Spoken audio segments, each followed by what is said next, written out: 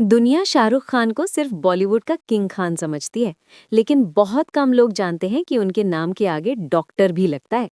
जी हाँ, शाहरुख खान को उनकी एक्टिंग के साथ साथ उनके सोशल वर्क और इंस्पिरेशनल जर्नी के लिए कई बड़ी यूनिवर्सिटीज ने ऑनरेरी डॉक्टरेट दिया है।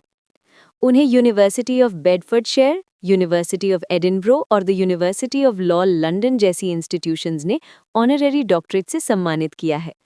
उनके ऑनरेरी डॉक्टरेट अवार्ड्स में फिलैंथ्रोपी या ह्यूमैनिटेरियन वर्क के लिए रिकग्निशन शामिल रहा है।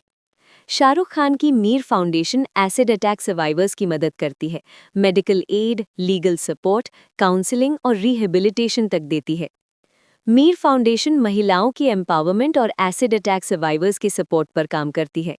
और सोचो, एक मिडिल क्लास लड़का जिसने दिल्ली से सपने लेकर शुरुआत की थी, आज दुनिया की टॉप यूनिवर्सिटीज उसे सम्मान देती हैं। अब बताओ, क्या आपको पहले पता था कि शाहरुख खान सिर्फ एक्टर नहीं, डॉक्टर भी हैं?